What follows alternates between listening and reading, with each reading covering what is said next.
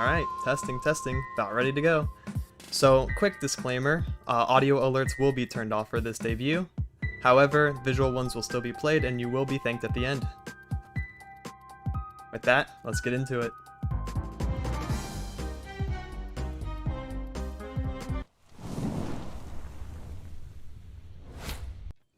Yeah, I mean, it's over a lot of different ways, so let's go. That was really, really good. Drew into my champions right when I needed them. Another criminal caught, another case closed. Oh man, another day playing Legends of Runeterra. I really gotta go outside and touch some grass.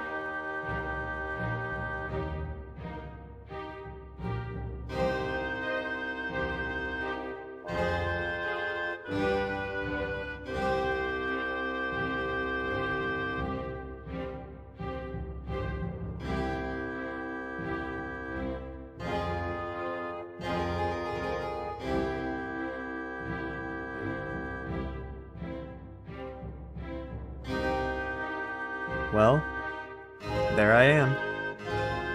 Tempo the King. King of all the underworld. Who'd have thought that? But how did I come to this, I hear you say? And why torture myself by playing Riot's games? That you will also say. Well, it's a long story. Come closer, and I'll tell you. It all started a decade ago. And what a ride it's been. It's what I'd call a hell of a journey.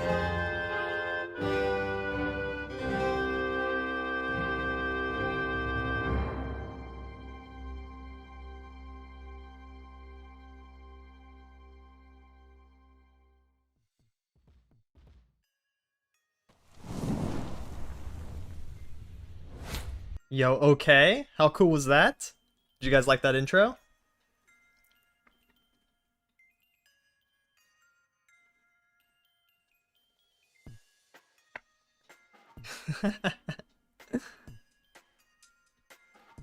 Yo, what's good? Dude, that intro was so fun to make, you have no idea.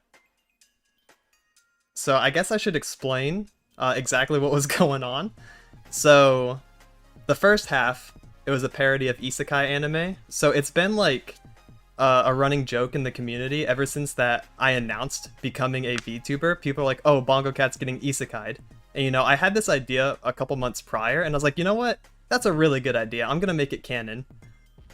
So I basically took the community idea and was like, you know, let's roll with it. And it was a lot of fun. It was really cool. It works out pretty well too, because the second half of the debut video intro was a reference to Conquer. I noticed a couple of you picked that up. Conquer's Bad Fur Day, a great game that I grew up with. And I thought the intro for Conquer, like him being a king, was like a good fit for my character, so it worked thematically. Also, the music was really sick and easy to work with because it was like suspenseful, but also like a hint of royalty, so it really worked out. Hope you enjoyed the reference. It's really cool. I would like to see my video like side by side with Conquer's intro, because I think I synced it up pretty well. It's so easy to become a demon lord. I'm gonna run into traffic now. Oh no. Oh yeah, so yeah, basic isekai stuff. So Bongo Cat is canonically dead. And yeah, we're in the demon world now. NA Healthcare, the classic.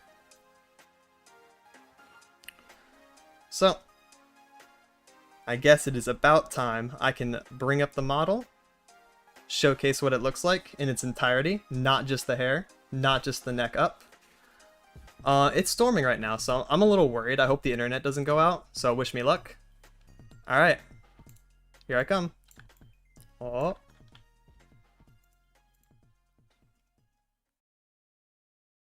He's pranking, they know. Let's go. Alright, actually debated. I got some of you, guaranteed. There's no way that didn't work on at least someone. So, for those who watched the announcement video back in August, before I did the announcement, I actually hit everyone with a Rickroll, so I think that was kind of expected. Now watch it actually happen. I will look really stupid if that actually happens now. I have doomed myself. But yeah, we got the banger BGM.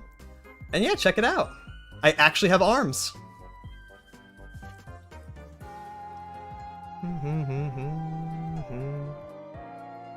God, it's so pretty. BRB DDoSing. Thanks, man. Comedy genius. That sounds like a kappa.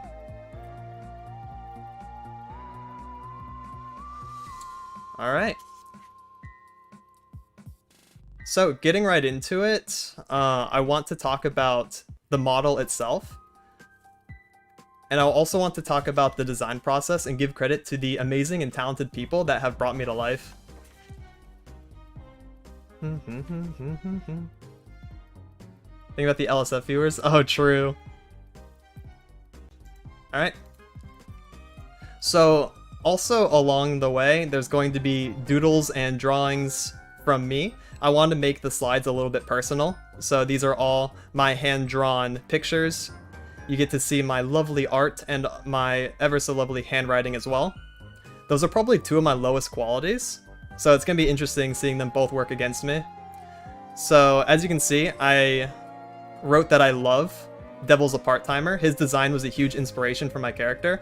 Also, I wrote abs next to Gilgamesh. That's just because I like them.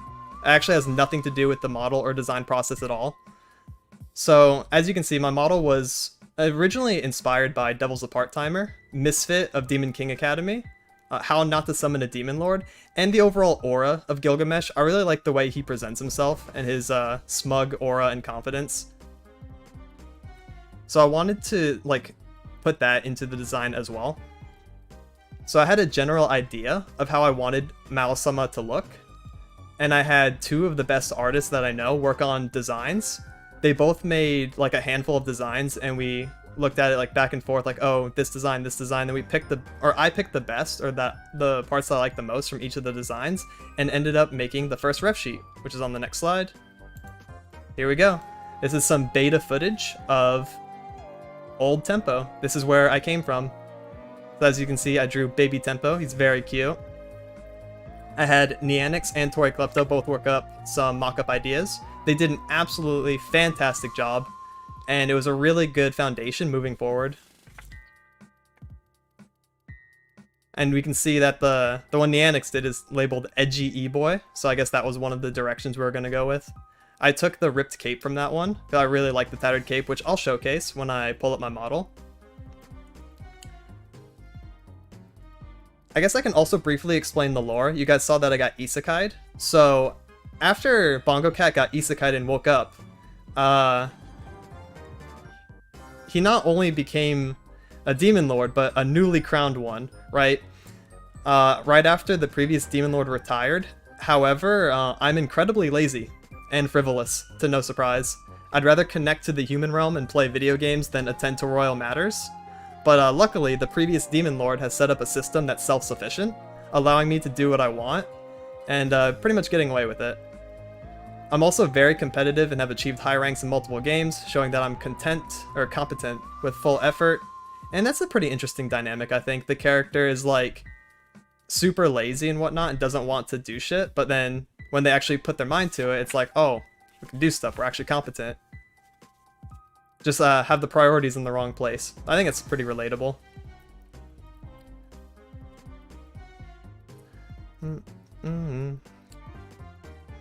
Okay, moving on to the next slide, we see Baby Tempo. So after the initial ref sheet, I sent the ref sheet to my illustrator, who ended up drawing my current form. Her name is Rose, absolutely amazing artist. Drew up the model, and the process was really interesting actually. It was my first time experiencing like talking to artists and like in a formal setting and having like pay for stuff. It was really interesting. But the thing that surprised me the most was how much back and forth there was. Like almost every day during the design process, Rose was like, hey, would you look at this sketch? What do you think of this? What do you think of that? You know, and there was a lot of that, and it gave me a lot of control over the design process, which I appreciate a ton. I think she did an absolutely fantastic job. I love my #1 mom, as you can see there. I did not draw the foam finger. I actually couldn't. Every foam finger I tried to draw was absolutely terrible, so I just got a clip art. But yeah, she makes tons of models, and they're all incredible. You should go check her out for sure. There's her Twitter at right there.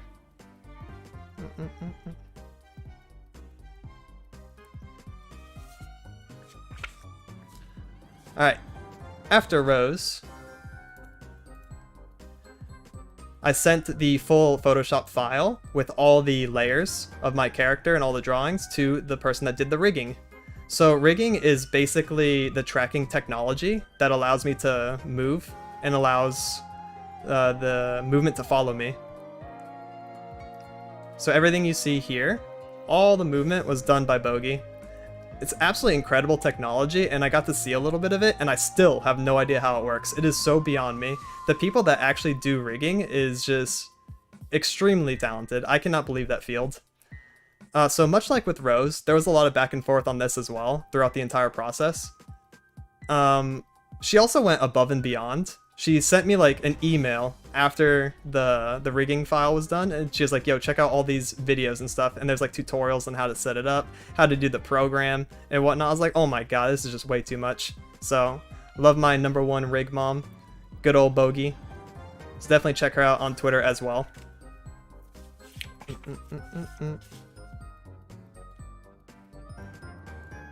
So moving right along to my bio. TempoMaou, a lazy and competitive demon lord. I really like that trope, so I'm pushing it full forward. You may call me Tempo, Maou, Mao-sama, if you want to be formal. All those work, I really don't mind. My race, I'm a demon, of course. I have the little cute drawing I did there. If you can't tell, that's a demon. The horns are a little lopsided? It's alright though, I did my best. I could not get that second horn right. I'm pretty sure this is one I was having some troubles with. Also, yeah, my age, I am 25. Haha, boomer XD, I know. I'm pretty old, I guess, to be in this field. Also, some people don't disclose their age. They usually have, like, immortal or unknown or infinite, you know, something like that, but I don't know. I've always thought that was kind of weird. I understand privacy and stuff, but I guess I'm just really transparent as a person. I answer questions all the time from chat, like my address, credit card number, the 3 wacky digits on the back. You know, I don't know. I don't really see a reason to withhold information. I'm just a real one like that. Social Security? Yeah, that one too. And what's the point, man? So my height, I am 5'6½". That half is really important. Don't ever forget that. It makes a big difference. I don't know why, but there's a massive difference between 5'6" and 5'6½", okay? I'm not short. I'm average. My birthday, I am an Aquarius, born on February 5th. Aquarius is the best zodiac. No bias at all. And it's funny, because I know like 6 other Aquariuses, and I am by far the most by-the-books Aquarius. Like, I'm the one true Aquarius. Everything I've ever seen is like, oh yeah, that's me. Tyler 1. Yeah, it's a rip.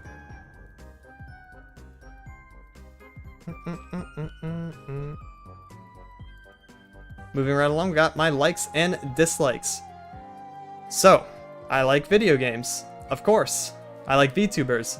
Duh. I wrote duh there. Oh, I guess I'm gonna have to explain my drawings down there first.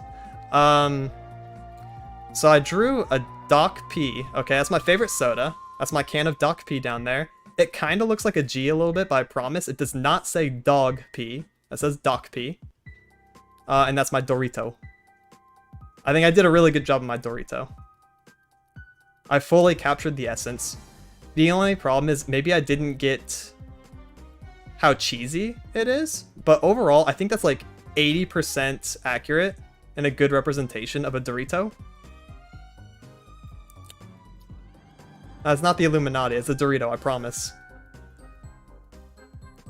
So after VTubers, I like other streamers and content creators. I spend a lot of my time either fully watching streamers on Twitch or at least having them on in the background.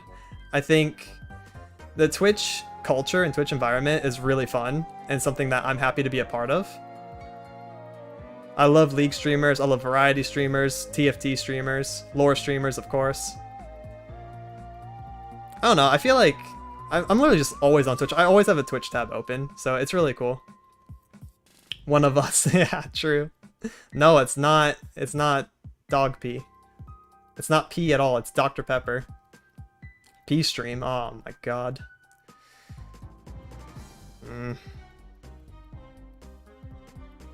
That's some cap, bruh. So, after other streamers and content creators, I also like soda, of course. I've been told many times that my soda intake is well above average and could be considered quite lethal to my body, but I don't really care. I have on average anywhere between 5 or 7 cans a day of different variety of stuff. Dr. Pepper, Sprite, root beer, Mountain Dew, different flavors, so I'm pretty sure my body solely runs on sugar and caffeine, and it has learned how to burn fuel that way. I don't burn fat, I don't burn protein, no carbs. My body runs exclusively on sugar. Yeah, I literally have Dr. Pepper in my veins. That's been a long-running joke that if I got a blood test, they probably wouldn't be able to accept my blood because there's just too much Dr. Pepper in there. After soda, I like anime. I have a list of anime on a future slide. Definitely ones that I would recommend. Some of the ones that I grew up with, some of the ones I like recently, so that's gonna be fun. Snacks and candy. I snack a lot. I don't eat a lot of meals. I eat a lot of snacks. And that includes like cereal as well. I eat cereal as a snack, which I've heard is kind of weird.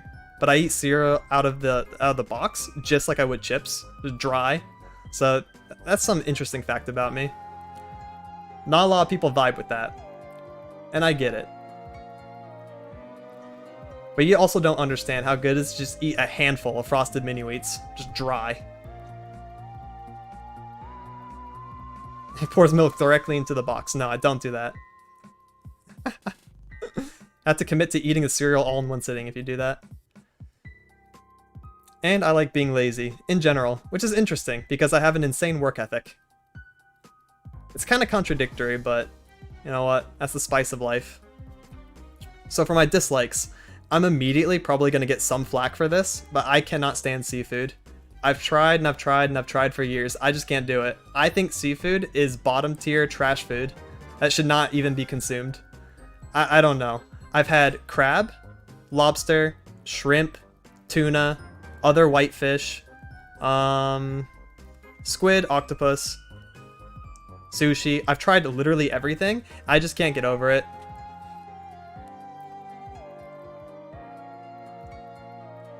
It's just bad.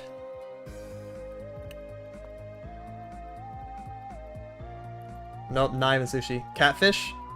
I don't think I've tried catfish. I've tried a lot of fish though. The closest one was like fried something, like Long John Silver's type American seafood that's just like fried and just tastes like chicken. That I can get behind. And clams, no. I'm staying far away from clams and mussels. Fresh lobster, yep. I've had fresh lobster. I've had like the best lobster, and I'll admit, lobster was okay at best. I wouldn't eat it again. It was like a solid 5. I had lobster and some butter.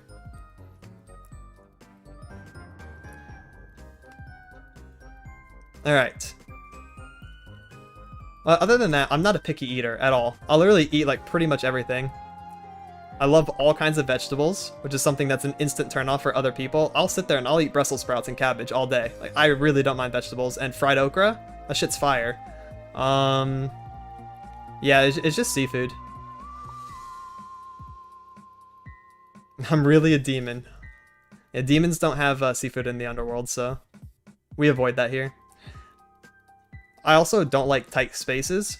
I guess claustrophobia. But other than claustrophobia, I also have some other phobia of having my limbs restricted. I hate that. The feeling of my limbs being like close to me and I can't move them freely. It's like tied to claustrophobia, but it's probably its own thing. I have that as well. Like, if blankets are on me in a certain way and I can't move my legs, I literally can't sleep. I feel like I'm being suffocated. It's so bad. I hate it.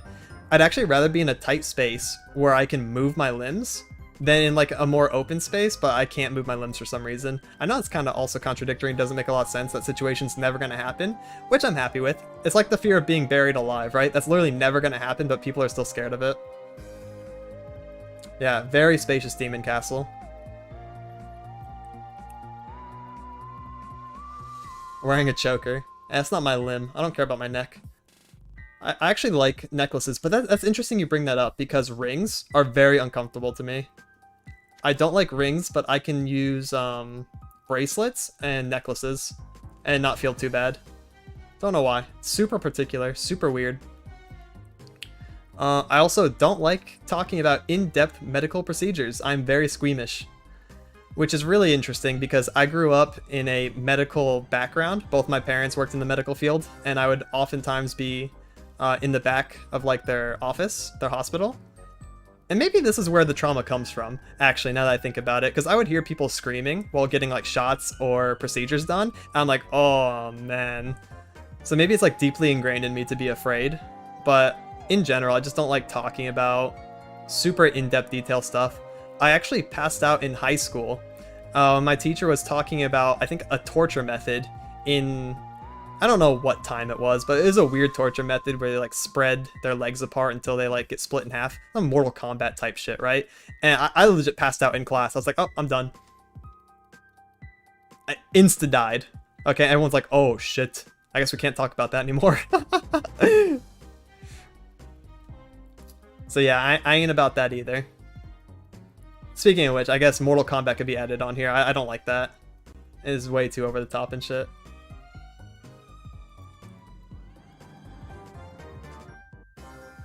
Thought I was gonna pass out. I know, it's so weird. Okay. Next. Ooh, my favorites. Okay, so hold up. Before you start Pepe laughing, the Among Us. I have to explain the Among Us before we continue. So, yeah, okay, sus, yep. Just let it all out. Just spam sus, spam Pepe laugh, I don't care. I wanted to draw a controller. Okay, I was trying to make a GameCube controller or a PlayStation controller. I couldn't. Every time I did, it just turned into an Among Us. I said, okay, I'm just gonna draw one then. There we go. So there's my Among Us. He's got a knife and everything, so I guess he's the imposter. I should have drew a vent under him. Honestly, I should have all-in'd and just make the entire slide about the Among Us. But it was supposed to be a controller. It just didn't work. But yes, my favorite games. Paper Mario, The Thousand Year Door. Top game of all time. I would consider it a must-play. And you know what's cool about Paper Mario? It will stand the test of time forever. It will always be a good game because of its graphics and stuff. Even now, like, I would play it today and be like, damn, this game is fire. Not only that, but like the gameplay, the script writing, the characters. Oh my god, it is a must-play. I absolutely adore that game. I grew up on it. I would play Paper Mario like hours a day just to get to the glitz pit, right? Make a new file, play hours again just to get to the glitz pit again, because that was my favorite section of the game. I'm sure a lot of people that play Paper Mario probably relate to that.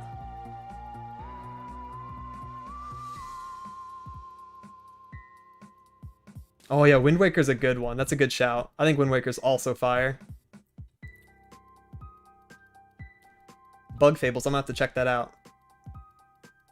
Welcome back, Wallacey. So, after Paper Mario, Sly Cooper, also a fire series, one that I grew up with. It's like PlayStation 2 era. Sly 1 was pretty okay. Sly 2 and 3, though, are absolutely insane. Like 9 out of 10 or 10 out of 10 games. As soon as they ditched the, one-hit kill mechanic and implemented a health bar, the game it became so fun and fluid. You can do, like, combos and stuff. It's stealth action adventure. The missions are really cool. The characters are really fun. Sly Cooper is just a gaming icon to me growing up, so really enjoy those games. I played through all 3 of them multiple times. Sonic Adventure 2, this is the classic. Everyone knows Sonic Adventure 2 is like absolutely insane. You could spend hours in that game, right? Doing all the missions, but you'd spend even more hours at the Chow Garden, guaranteed. Chow's made that game so insane. And like, if they made a standalone game for just the Chow Garden, but all the same features from Sonic Adventure 2, with more features, and just fully supported, I'd play the hell out of it. You'd never see me again. I'd literally only be in the Chow Garden. I'd be living there in a tent with my chows next to me. That is no cap. Thieves in Time, I never got to play Thieves in Time. I really want to, though. I heard that one was, like, just as good as the mainline games. But I haven't spoiled myself on it, and I gotta play it. Pokemon Platinum. Oh, my favorite Pokemon game. Next to, I think an honorable mention on here should be Pokemon XD Gale of Darkness. Very good game for the GameCube. If there's ever a remake that I would want to exist, it's Pokemon XD. That game is so good. Like, the idea of, like, stealing Pokemon from other people and, like, the added mechanics in that game were just so enjoyable to play. It, like, took Pokemon above and beyond, and they never made another mainline game after that. It's so sad. But yeah, Platinum, I'm super excited for the remakes coming out in November. Shining Diamond and Brilliant Pearl, whatever. It's probably the opposite. Brilliant Diamond, Shining Pearl. Those are super sick. Pretty happy with them. They look really good, unlike Omega Ruby, Alpha Sapphire. I didn't like those remakes as much, so I'm pretty excited for playing Pearl again, going in the Underground and whatnot. Have you played Pokemon Renegade Platinum? It's probably a fan game, isn't it? Or a mod? I have not. Thousand Year Door is my favorite game. Let's go. Absolutely. Much love to anyone who played Paper Mario. Like, okay, I'm not supposed to recommend this at all, but find a GameCube emulator and emulate that game. Play Paper Mario right now. I don't think it's that long. You can probably beat it in a week. I'm probably not supposed to endorse pirating. That's okay. Oh, it's a ROM hack. Sick. I love ROM hacks. I played a few of those. I did not play that one specifically, though. Oh, Conker's Bad Fur Day. Conker is an interesting game. I played that game, admittedly, when I was way too young to play Conker. It's, like, super violent, super graphic, super sexual. I was, like, 6 years old. I'm like, yeah, I love Conker. I love shooting people. But of course, it's another game I grew up with. Play that game all the time with my brother. We have like so many memories just playing that game. So it's like really close to my heart. And that's why I also made it part of the intro for my debut. Because it is one of the games that if I think about my childhood, that one's like one of the first ones to come up for sure.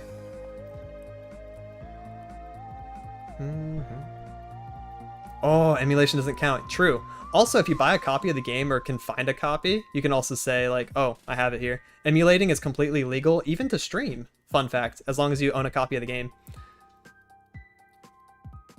Oh, COD Zombies. A lot of people also played COD Zombies. I remember I used to be scared of zombies. Even when I was playing World at War, I was so soy. I think I was like 13 or 14 when I first played it. And whenever I was about to die, oh my god, listen to this. I was so soy, okay? Whenever I was about to die, I knew they were gonna corner me. I literally would hit pause and leave the game so they didn't get me. It's so sad. It's so sad. That's so embarrassing. That's actually a mad embarrassing story. I couldn't do it, man. I was so scared of zombies for the longest time. Yep, fast reset. I'm out of there, bro. Yep. I was absolutely terrified of zombies as a kid. Even zombies in Conquer, I actually tried to avoid that level. All the way up until I was like 13 or 14.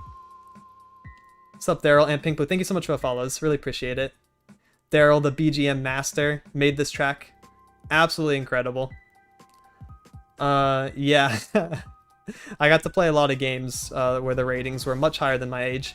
But yeah, COD Zombies. So after I broke the initial scare barrier of zombies, I loved playing all of those. Like World at War Zombies was sick, but when Black Ops came out, oh my god, that changed everything. Everyone knows about Kino? Oh yeah, the movie theater. Oh, Kino 5, the DLC being Ascension. What else was in there? The ice one. The temple. Oh my god, Zombies is so good. I want to play through Black Ops Zombies again and just go through each map. My friend would come over and we would be the most by the books gamers. We would literally drink Mountain Dew, eat Doritos, and play Call of Duty. And we would sit there and we'd play like to round 30, round 40. Be like, bro, this is too easy. We already like double pack-a-punched. When they put Mule Kick in the game, we triple pack-a-punched. We just don't go down. We're like, all right, go next. Go next map. Mastered all the zombies. I did all of the Easter eggs, actual fun fact, on Black Ops. Ascension you didn't get a trophy for, but I did the Easter eggs for the temple. Moon. Oh, I love... Moon was fun. That's actually my favorite map to solo, too. Yes, Kino, there we go. Zombies is still the best mode for COD to this day. Yeah, it hard carried the brand. You don't understand anything, bro. You gotta play Zombies. Everyone remembers Rise as well, going up in the catwalk and just camping with a homie and like 2 guns. One person goes down and you gotta throw the monkey bomb and go pick him up and then run through the map getting Juggernog and Speed Cola again. Oh god, Zombies. I could probably fanboy about Zombies for like hours. I'm gonna move on to the next game, Perfect Dark. Very slept on game. I'd also recommend emulating that too. 64 game. It was also remade on the Xbox. It's just a first person shooter. Love the characters. It's such a silly game. You never expect it to be about aliens, but halfway through the game, like, okay, so you start the game as like a spy, like James Bond, right? You're playing 007. You're like, okay, I can get behind this. And then all of a sudden, you're spying on a meeting with government officials, and one of them is literally just an alien, and you're like, oh, what the fuck? And as soon as that, okay, this is spoilers, I guess, but whatever. The game's like 26 years old, I don't know. But as soon as you get past that level, everything is just thrown out the roof. Like, all the plot points, gone. It's just you're fighting aliens now. It's so funny. It's such a good game. But there's a new Perfect Dark coming out. There was a trailer for it, I think E3 or Game Awards of last year. I popped off. I was in my room, and you should go watch the Perfect Dark trailer. It's so cool. I didn't know what it was. I'm like, oh, futuristic game? I don't know. This could be maybe, I don't know, some zombie game? And then it scrolls, like the camera scrolls up a big skyscraper, and then it shows the Perfect Dark logo. I'm like, no way. It's Perfect Dark. Let's go. I never popped off so hard in my life. Sora in Smash. Okay, that's kind of cool. Joker in Smash. Okay, that's kind of cool. Perfect Dark. Real shit. I'm awake for that. Disgaea. Oh yeah, I want to play Disgaea.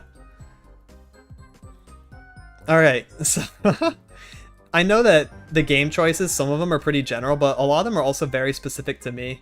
So I wanted to see how many people would, like, relate. Obviously, Lori can't, but I know a lot of people probably will. And those who do are in the club. If you've played these games, you're officially in the club. These are the cool games. So talking about anime now. Anime, I put at the top my 10 out of 10s, my literally perfect animes. Those would be My Hero, Demon Slayer, Food Wars, Dr. Stone. I think I gave Ass Class a 9, but it could also be a 10. Like, those are just, oh, they're my favorite. I'm a big sucker for shonen, so I don't know. My Hero's crazy. I know that My Hero and Demon Slayer are both considered, what, normie and stuff, but I promise, I liked them before they were cool, okay? I'm a hipster. I also watch a lot of degenerate and, like, niche stuff. So I promise my opinions are valid on this, but I do know that those are also very considered normie. But for some reason, My Hero, I've watched through its entirety twice, and it's the only anime that I can say I felt the same emotions watching it the second time through that I did the first. I don't know why, it just hits me so different. Like, episode 2, when Deku's on the ground, like anyone who's seen it knows this scene in particular. Oh, I'm like tearing up just thinking about it. It's so impactful, I don't know why. Oh, slime is so good, yes. So yeah, Demon Slayer. I have an unhealthy obsession with Demon Slayer in the sense that I will go back and I'll watch specific fights over and over and over, like Zenitsu versus the Tongue Demon when he does his first attack. Kaminari no Kokyu, Ichi no Kata, Hekideki Isen, you know that one. I've watched it so many times, I literally just have that memorized. It's also probably like my favorite attack in the entire anime based on its visuals. I also go back and I watch the Inosuke versus Tanjiro fight. I like that a lot. And in the movie, God, Mugen Train like escalated Demon Slayer. A lot of people were like, yeah, Demon Slayer's good. It's overhyped. It's good. And then Mugen Train came out and they're like, oh, fuck. Wait, this anime's a banger. Mugen Train was just like absolutely glorious film. There's a reason why it's top grossing in Japan. It was basically like their Avengers based on like income. We have Avengers over here. They have Demon Slayer. So that's kind of fire. I've rewatched parts of Mugen Train. I've watched the entire movie 4 times. So when I said unhealthy obsession, I actually really meant it. Second season trailer. Yeah, I did. I'm very excited for the second season. The next Hashira looks like a badass. So yeah, moving on. Food Wars. Food Wars is not... It shouldn't be as good as it is. I shouldn't recommend Food Wars as much as I'm going to, but that is a must-watch. I don't know why. I'm not really into cooking. Like, every time when I go on vacation, I'm sure some people relate to this. I'll literally be sitting there, right, and there's just the TV in a hotel room. You put on the Food Network, alright? You're watching Guy Fieri, you're watching Top Chef, you're watching Gordon Ramsay. Food Wars is that. Food Wars is just the Food Network, but in anime form, and it's so good. It's so well written, and the characters are so fun. I don't know. I feel like I'll probably fanboy Food Wars a lot. I was not expecting it to be as good as it was going into it either. But I don't know, I just fell in love with it. Like episode 2 onwards, I just wanted more and I never wanted it to stop. Cooking, okay. So we're gonna have to, yeah, I guess we'll touch on the ecchi aspect of it. Food Wars is also, it's got some ecchi scenes, a little bit of lewdness in there, but it's done so tastefully well. It's not like ecchi for the point of being ecchi and cringe. It's actually super well done. It's like, mwah. Just like the food in the show. It's a good cherry on top, icing on the cake. It's nice. I never felt cringed by watching Food Wars. And you know what? Food Wars doesn't discriminate. Not only do the girls get looted, but so do the guys. So do the judges. So do the old men. Everyone gets looted. It's hype. It's good fan service. I can say that confidently. It's not cringe. It's very well done fan service. Other than that, like the recipes are always interesting. The food's always interesting. And I'm not a cooking person. I don't care. I will literally eat chicken tenders from a 5-star restaurant. Okay? That's too true. That's too true. Assassination Classroom. I watched that way after I should have. I should have watched Assassination Classroom earlier. It's an absolute banger of an anime. Definitely the anime that has got me the closest to crying. I don't actually cry during anime. Like, I'll tear up and stuff. But damn, Assassination Classroom was almost waterworks. I almost sobbed. It's really well done. The emotions in the anime are very good. And everything, like all the build-up to the last episode is very good. Highly recommend watching it. You cry in a good way. It's not like a sad cry. It's kind of sad, but it's also really epic. I don't know. It's like one of the only anime that has brought emotions like to my forefront. I'm like, oh shit, I can't.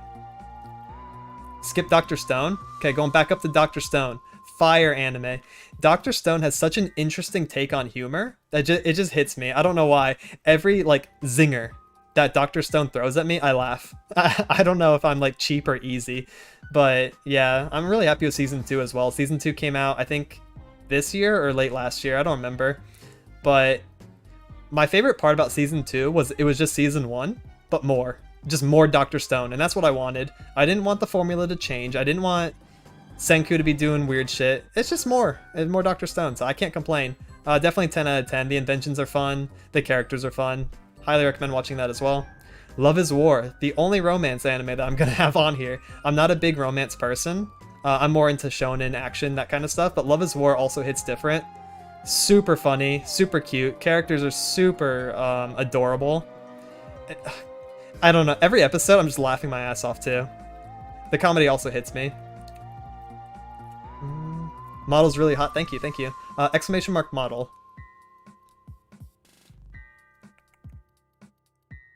Ooh, romance genre is my favorite. Shame most romance anime is bad. That's a ooh, spicy take from Twitch chat. So yeah, I recommend Love is War. I'm waiting for more seasons of that. It's got best girl, it's got second best girl, it's got third best girl. It's got so many best girls, but it's also got really good guy characters too. That time I got reincarnated as a slime. So as you notice, the title of my debut is That Time I Was Reincarnated as a Demon Lord. Direct inspiration from this anime. It's a really good isekai, probably my favorite one. Another honorable mention would be Overlord, which is down there on the list. ReZero is also pretty good, especially with the newest season. I like isekais in general. Konosuba's fine. Saga of Tanya and the Evil, really good. Oh, Shield Hero and Cautious Hero, both very good isekais as well.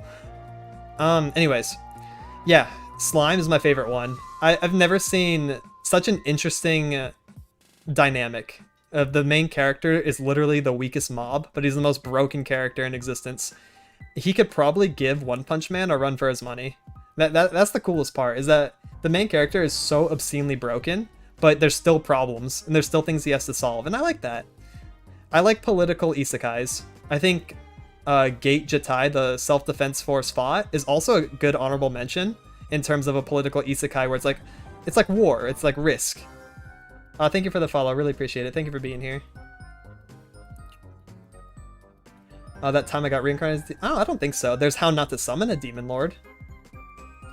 You should see Rimuru in the light novel. Yeah, I believe that. If you told me that Rimuru is going to one-shot One Punch Man, I would absolutely believe it, and I love that. Oh, Log Horizon. Yeah, that should be on here too. That's an honorable mention. Log Horizon's fire. I love, man, I don't remember her name now. The ninja girl. The best girl. It's funny though, I just watched Log Horizon this year because the new season came out, and I binged first and second season. Going on JoJo's. So I could talk about JoJo's for a long time, but I'm gonna keep it brief. I just watched part 1 through 5 in the past like 2 months. It's a must watch. Like, JoJo's is absolutely insane. It's not fair how good that anime is. I would give it a 10, okay, but it's a 9. It's a 9 because you have to get over 2 really weird glaring things. One is the animal cruelty, okay? And it's not just animals dying, that's fine, but it's how they die and how graphic they die. It's so off-putting. It reminds me of Mortal Kombat. Like, sometimes it's just way too much. If you can deal with, like, I don't know. I kind of put it on the back burner. I don't try to think about it too much, but it's the only thing. It's so weird. Read part 7? I'm not going to read. I can't read. I'm actually illiterate. So I'm gonna wait for part 7 to be animated, and then I will enjoy it to its full. It's very bizarre, yeah. The second thing you have to get over is part 1 existing. Once you get over the first 10 episodes, the anime just like skyrockets. It goes up and up and up, and then it never comes back down. Like, it's so good after that. My advice to watching JoJo's, if you haven't, is don't take it seriously. Just imagine part 1 is completely satire. It's all a joke. And then all of a sudden it's like, oh, this is kind of funny. That's what I did. Yeah, that's it. And then animal cruelty, just try to like brush off like, okay, like, it's safe to assume if you see a dog, it's probably going to die in the next 10 seconds in the most gruesome way possible. Shield your eyes. I don't know. After that though, like, the anime's really good. The characters are really fun. The abilities are really fun, especially in part 5, which part of the Q&A, someone asked what are my favorite JoJo parts in order, so I will elaborate more on JoJo's as a whole and my favorite parts and favorite characters and stuff later. I'll try to keep it spoiler free. I'm gonna try to keep everything spoiler free as much as I can. Steins Gate, classic. Everyone's gotta watch Steins Gate. It's like, it's good. Time theory stuff, jumping between dimensions. It's cool. Got a lot of plot twists. It's got some plot twists. Super enjoyable characters. The main character, Hohoin Kiyoma, one of my favorite characters of all time. Extremely well written, extremely fun. Bro, part 1's fire. You guys are cracked. 2's good, 2's good. I think part 1 was fine. Looking back at it, okay, so here's my take on part 1 real quick. Part 1 is probably better if I rewatched it. I didn't like it at first, because I didn't know what I was expecting going into JoJo's. I was expecting like stands and stuff, and you don't get stands for a while. So I was like, what is this? This is weird. So maybe my perception of the anime probably altered my opinion of it. If I rewatched part 1, I'd probably like it more. Yeah, so Steins Gate, very good. Watch that. Overlord. Good isekai as well, with a broken main character. Albedo is really good. Shaltyr's best girl. What else should I say? Oh, Demiurge. Best boy. I like the dynamic of the characters a lot. Yeah, Overlord's just good, honestly. Same kind of thing though, like season 1 just wasn't doing it for me, and then afterwards I got like super into it.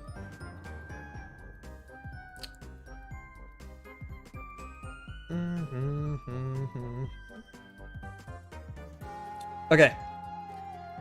What, don't say that. What, Shaltyr best girl?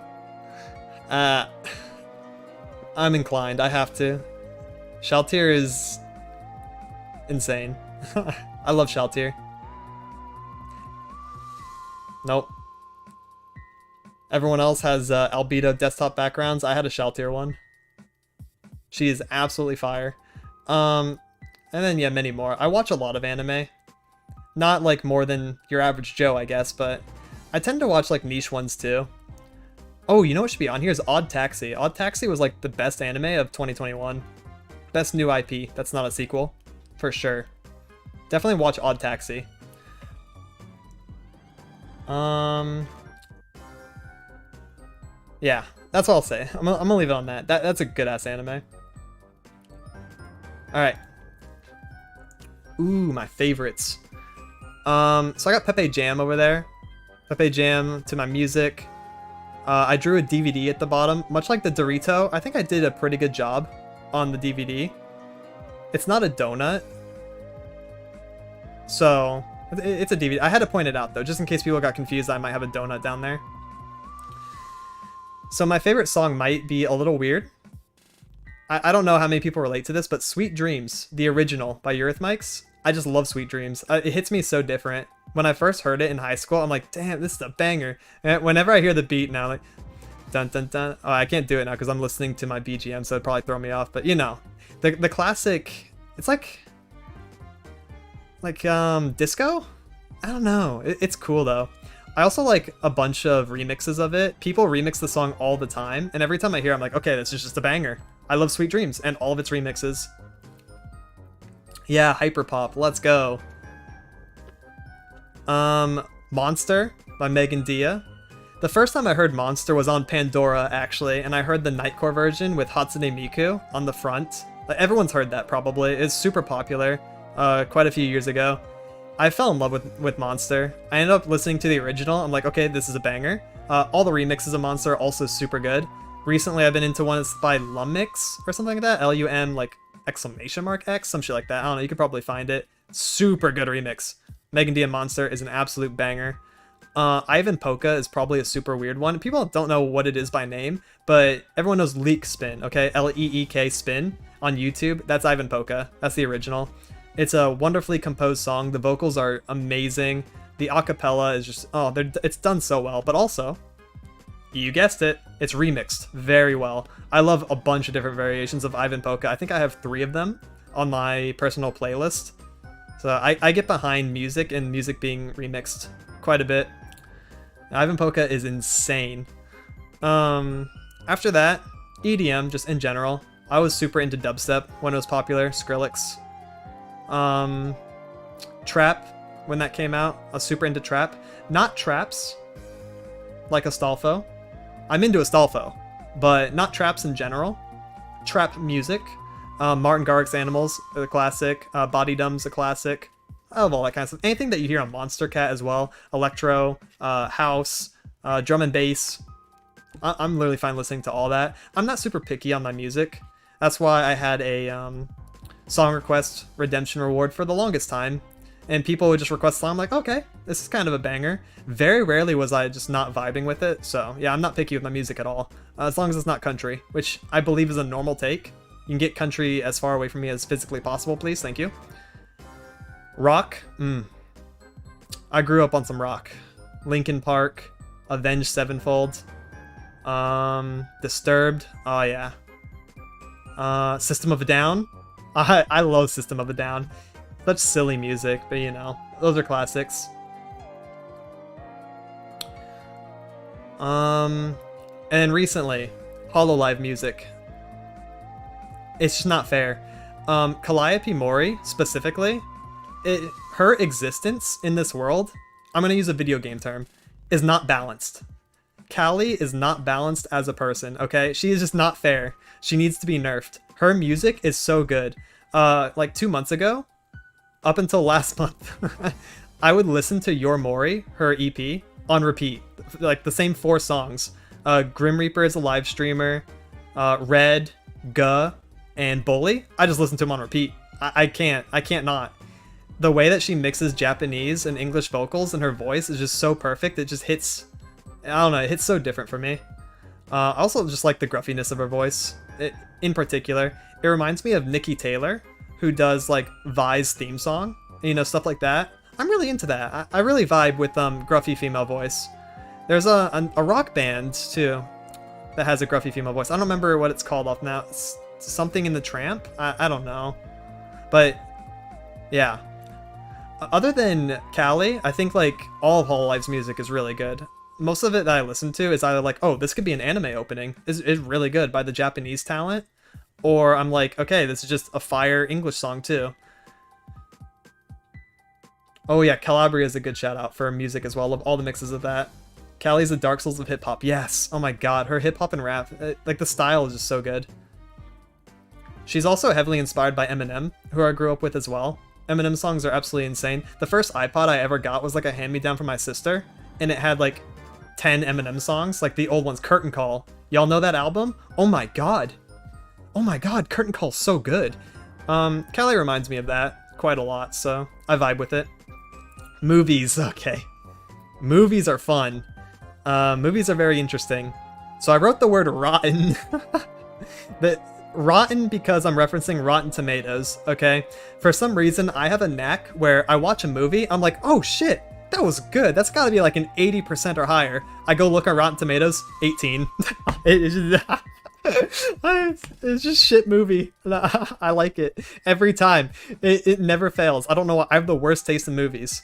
However, Transformers Revenge of the Fallen, I don't care how rotten it is. I watched that movie 7 times or more. Love it. It's my favorite Transformers movie. I grew up with Transformers, like the old cartoon. I just love it. It's definitely the best one in the series. I like the Shia LaBeouf arc of Transformers. It's hella based. Hella based. Yeah, Transformers 2 is like definitely the best one. Revenge of the Fallen, super dope. The characters that they introduced were really funny. The characters that died, I didn't care about. Oh my god, you know what was so cool? And this is why it got so many points for me, and it's because I'm a nerd. Okay, I'm just the biggest nerd on the planet. So Jetfire, they meet Jetfire in the Smithsonian Museum. I believe he's like a really old airplane. Jetfire was my favorite character from the animated series because of one thing. He can literally fusion dance with Optimus Prime, and they make like a super Autobot, right? So it's basically like Fusion from Dragon Ball. It's so cool. And I saw that as a kid. I'm like, yo, that's badass. So I was watching Transformers Revenge of the Fallen. They incorporated that into the movie. And not a lot of people know this. Only I know it because there's something wrong with me. But I digress. To beat the Fallen, Jetfire is like, I'm gonna sacrifice myself and give you my parts and my boosters and my weapons, and they fuse. I'm like, oh my god, let's go. I was popping off. Yeah, shit's cool. I'm not making anything up, I promise. It's all real. Unless the Mandela effect is happening, and that was all in a different dimension, and I'm in this dimension, I don't belong here. That could also be happening. Yeah, exactly. Transformers is super weird. I think here's the problem with Transformers movies, okay? They're cringe, and I get that. I get the romance is cringe. I get that Megan Fox and Shia LaBeouf was like a really weird dynamic. Okay, look past that. Look past the Hollywood forced romance. The action's good. The sound effects are good. The CGI is good. I love it. I don't know. Shia LaBeouf made it for me, though. I love Shia. Great actor. Okay.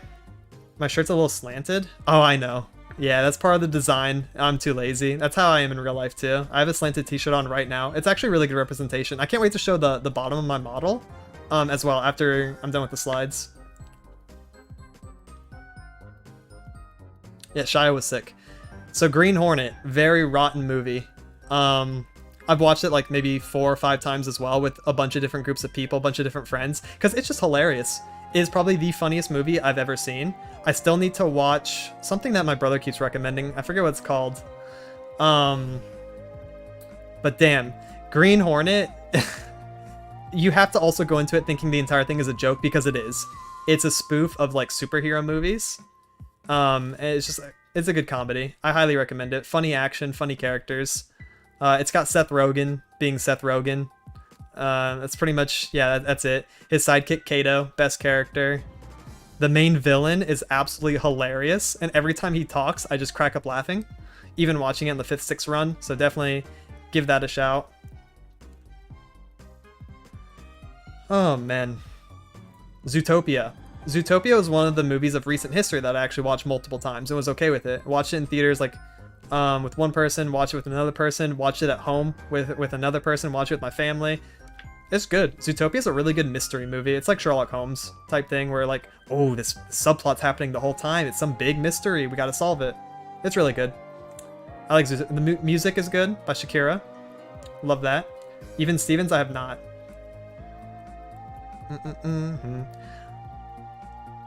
Did not like the twist villain. It was a little forced. Looking back at it, the twist was good, but the villain wasn't. Yeah, the fox and the rabbit, yes. Pokemon movies. Cinema masterpieces.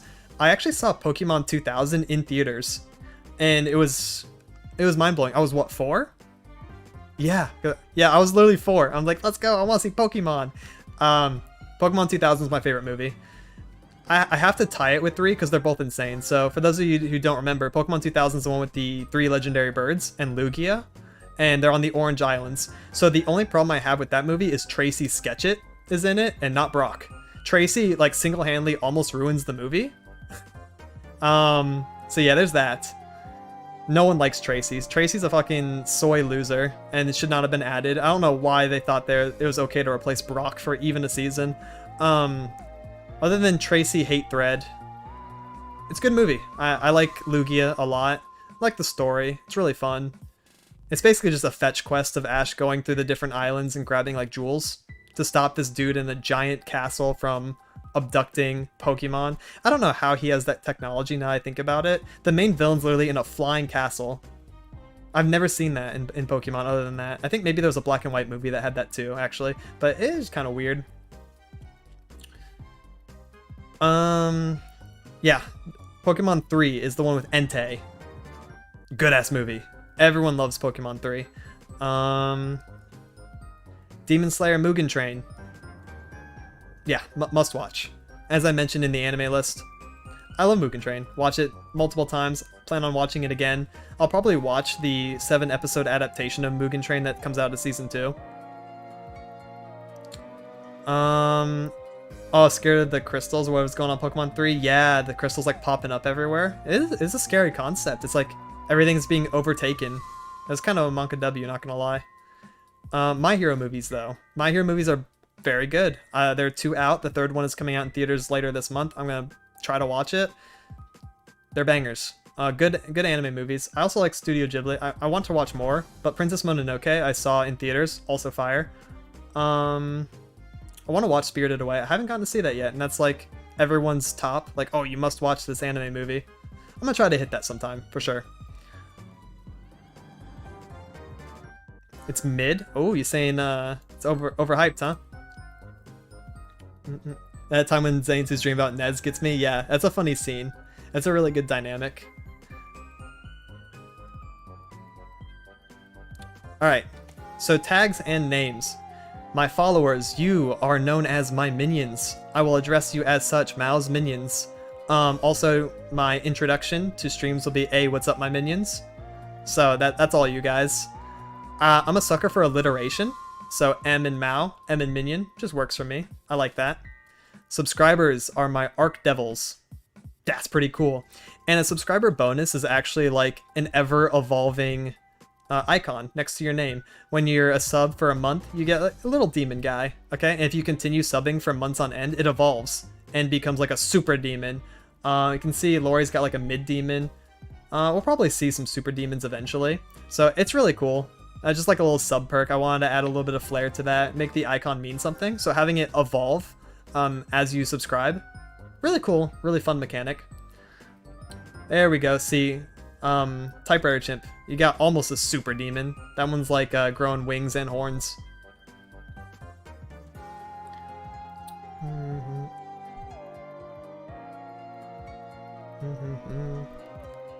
I get to be Maou. I'm in a class of my own.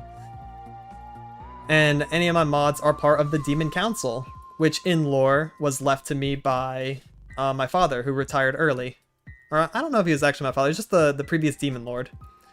So yeah, the Demon Council, you gotta respect them. Alright, you gotta respect the council. My live tag is hashtag Tempo Takeover. Now this is funny because Tempo Takeover was already a tag on Twitter, and I think it would be funny and it would suit the theme even more if we take over Tempo Takeover with our tag. So if you ever want to tweet like, oh, this funny thing just happened on Tempo stream, hashtag Tempo Takeover, I'll go and look through the tag and I'll like it, and then eventually we will take over that entire tag. That's kind of fun, no? That's kind of cool. That's like an interesting thing that I thought of. Like, yeah, let's take it. If something happened in 2018. I don't know where the old Tempo Takeover. I don't know what it is. I didn't research it. All I said was this is my tag now. So that's gonna happen. Suits the character as well. Yeah, we're straight rating it. So that's our tag. Artists, if you want to make fan art, hashtag Maou some art. Also, very good pun. Very catchy. I like all my tags and all of my alliteration that I'm doing. So yeah, this is for fan art, of course. It can be anything. I'm going to check the tag pretty regularly if people are posting in it. I'll probably ask to use it for future thumbnails and stuff too, and retweet and shout out. I would love to see fan art for my character. It's one of my dreams. I think that'd be awesome. I personally love my character's design. So if I see any fan art of any kind, I'm probably going to fanboy, without a doubt.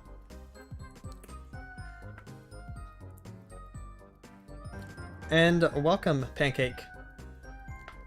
If subscribers are devils, what are VIPs? Ooh, that's a good question. There's only like a couple of you, so you're probably like high arc devils. I know that's boring. I just added another word, but I'll probably try to come up with something spicy for it. So my Oshi mark on Twitter is also Smiling Imp, and I wrote overused because it is. Pretty much every demon VTuber, boy and girl, use Smiling Imp. So I'm probably going to add maybe a crown. My Oshi mark's going to be Smiling Imp plus crown maybe. And I guess I should explain what an Oshi mark is. It's a fan mark. So essentially if you want to tag me, it's like, or if you want to say something in general, it's like a reference. Like you reference me via this, right? It's like, oh, Tempo just did this thing, right? He just hit Master Tier for the 10th time, and that's hype. And you put the Smiling Imp in the crown, and people will know you're talking about me. That's pretty much all that means. But yeah, I really like it. Smiling Imp fits me. Maybe I'm just gonna take it over. If I'm the biggest streamer that uses Smiling Imp, then I guess it's mine, right? That's how that's gonna work. So much like the live tag, I guess I'm gonna try to take it over. We'll see what happens. If that doesn't work, and I concede, I'll do the crown too or something.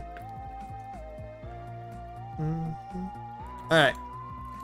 So this is really important. This is probably the most important slide.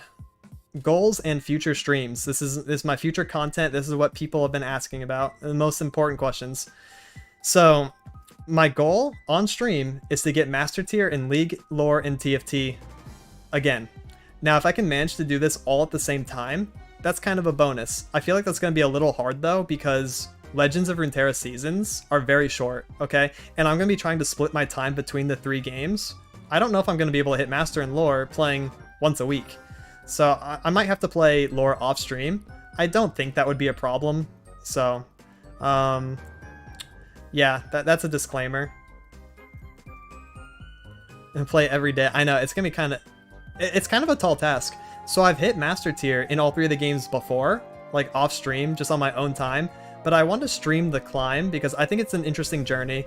I'm basically streaming 3 unranked to master climbs all at the same time. And that's super unique. That's completely like unique to me. I've never seen anyone do that. So that's something I want to try to do to the best of my ability. I think I can do it given some time. Master Tier in League and TFT would be pretty hard because I know the seasons are also ending in like 30 days. So in the beginning, it's going to be my training arc. And then next season, I'm definitely going to try to get Master in League. I'll probably get like somewhere in Plat or Diamond if I start playing soon, before the season ends. Go even further? Hey, maybe I'll try. After this initial goal, we're going to see where it goes. Yeah, it's probably going to be hard, but I always try to set high goals and expectations for myself, and I feel really motivated when I have a goal to work towards. So I think it'll be healthy for me as well.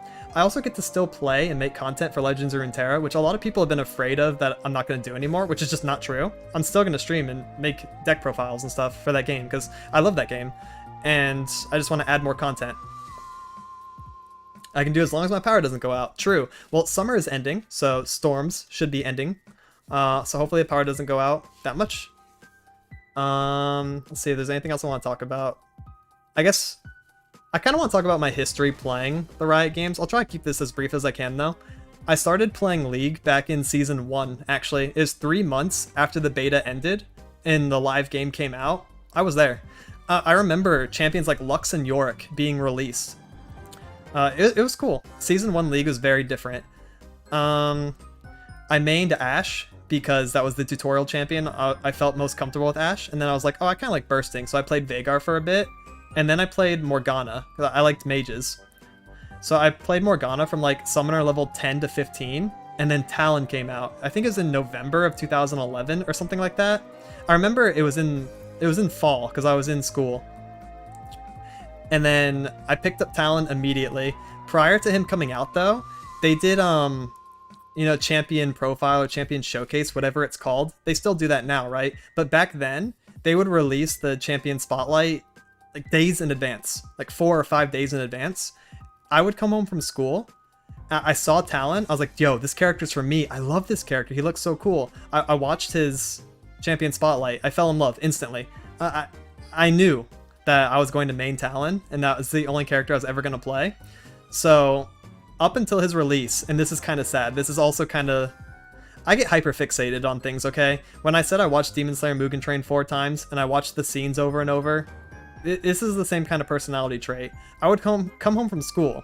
I was so hyped by Talon. I watched the Champion Spotlight every day until his release. I think it was like 4 or 5 days in a row. Not only that, but they had an art spotlight too, where they did a speed paint of his splash art. I watched that too, or I had it on in the background every day. After school. School, homework, Talon Champion Spotlight, okay? Until he came out. I bought him day 1, and I've mained him ever since. So that's a fun fact about me, is I am the longest standing Talon main. That guaranteed. At the very most, I'm tied with someone, because I've been maining him since he came out the day. Like, the minute of. So, that's pretty cool. I've mained him even through his rework in pre-season 7. I'm still a Talon main. Play any indie games? That's a great question. Yeah, I love indie games. I liked Cuphead a lot. Let me take a drink real quick. Technically, I mained him days before release. Yeah, because I mained his YouTube video. The only content that was on Talon, I mained it before he came out. Yep. Yep, exactly. Okay. I mained him through, yeah, Season 2. I didn't really play much ranked. Season 3 is when I played the most ranked. I played 98 unique champions out of, I think, 107 or 106 champions were in the game at the time. Okay, and I played 98 unique champions. I was literally inting. I had the mindset of if I lost to a champion in lane, oh, that's broken, so I'd play it the next game, right? Like if I'm playing mid against Cassiopeia, and then she beats me, I'm like, man, that wasn't fair. Cassiopeia Q'd me and then E'd me 7 times, ignited and flashed, and I died level 2. I'm gonna do that. So the next game, I'd play Cassiopeia, okay? And then I would lose to something like Zed. And I'm like, man, Zed must be broken. So the next game, I would play Zed. And I did that the entirety of Season 3. And I still do the same in lore, yep. Favorite talent skin? Blood Moon, or Samsung White, or Dragon Blade, tied. 3-way. Yeah, so... it is so sad, man. After that, I started trimming my champ pool down, of course. In Season 4, I got Diamond for the first time. That was pretty hype. It was a pretty hard climb. Season 3, I ended Plat, by the way. I didn't mention that. Season 4, Diamond. Season 5 was a really bad year for me. Like, in general, my life was just not that good. It was my first year of college. The house was being renovated. There was a massive leak under the floor, so we had to rip out all the floor. I had to be relocated to another room. I wasn't comfortable. Someone passed away. It was just rough. Season 5 was not good. So if you ever check my op.gg and see Season 5, my main character's like Annie, because all I did was I just played till I hit Diamond, and then I camped.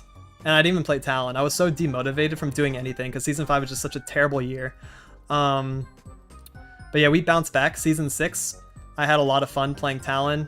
I think I had like 70% win rate. You should check my op.gg, actually, Tempo13x. I should probably pull it up. Just real quick.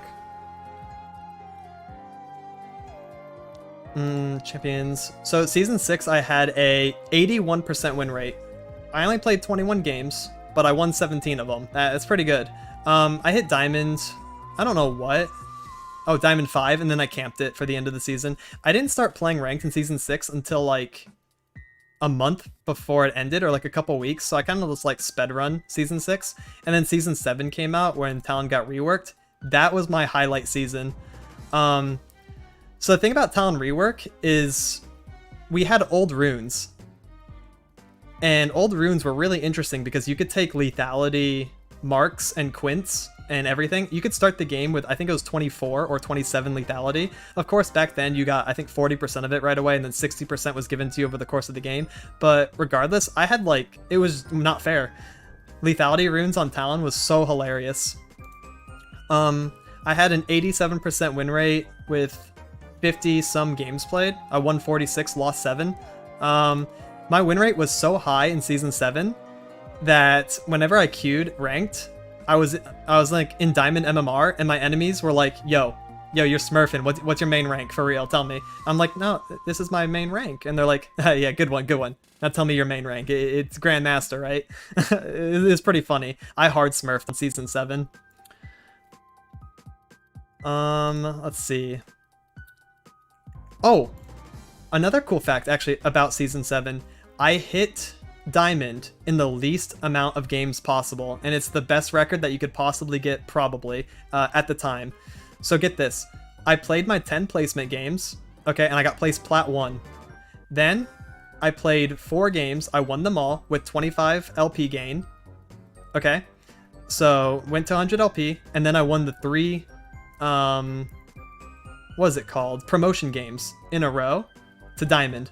So I got to Diamond in 17 games, which I believe is the fastest you could possibly do it. 10 placement, 4 wins at 25 LP each, and then 3 promotion games. I won them all. So I had a crazy win rate, especially when I got into Diamond. Then that's when people are asking me if I'm smurfing, because I had like 90% win rate, or 90 like 5, because I might have lost like 1 or 2 placement games. I had 95% win rate over 17 games. People are like, okay, this is fucked up. But yeah, Season 7 was my best season. I got to Diamond 4. I was probably higher. I was probably like Diamond 3, and then I just camped again. I never got motivated to like actually push Diamond, which is like the saddest thing, because you'll see I have 87% win rate and like 50 games played. Like if I just played 100 games, I was master that season, guaranteed. Season 8, same kind of thing. I had 67% win rate, pretty decent.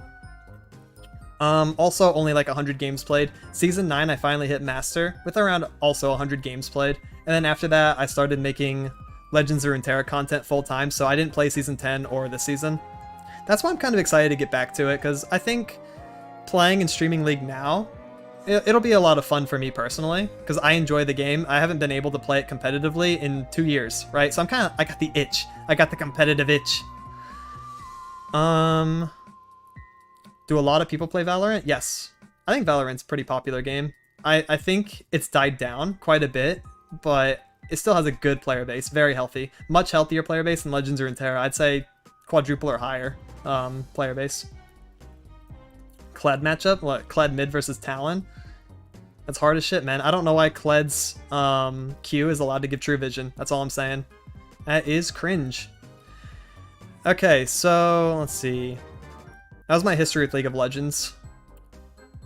In TFT, I played Dota Auto Chess when it was a mod. It was really fun. I got my friends into it. Every day we'd be like, yo, let's queue up a lobby of auto chess. And I'm like, man, there's 3 of us. Okay, I don't care. Let's play. I got everyone addicted to that. But when TFT came out, I think I was the only one that really committed to it. I was like, oh, this game's fun. Played set 1, it was chill. Played set 2, it was chill. Set 3 was a good time for me to actually like try to learn the game and compete. So I learned the game from the ground up for the most part, because I only dabbled in set 1 and 2, but set 3, that shit was fire. Set 3 is the best set of TFT. I went from Iron to Master in a month, learned the game from the ground up from streamers, and you guys can call me tryhards for this, or a tryhard for this, but I actually printed out like a 7-page Word document that I made of like different items and different builds to do, because I didn't want to alt tab because it broke my laptop at the time. Oh, speaking of which, I also got, yeah, I should actually mention this. All of my stats for League of Legends are on a laptop. A scuffed one at that. So I hit Master Tier on a laptop. Apparently that's impressive whenever I tell people that. So yeah, same with TFT. I couldn't alt-tab, otherwise my game would break, so I had to print out a Word document and flip through the pages in order to win games in Silver.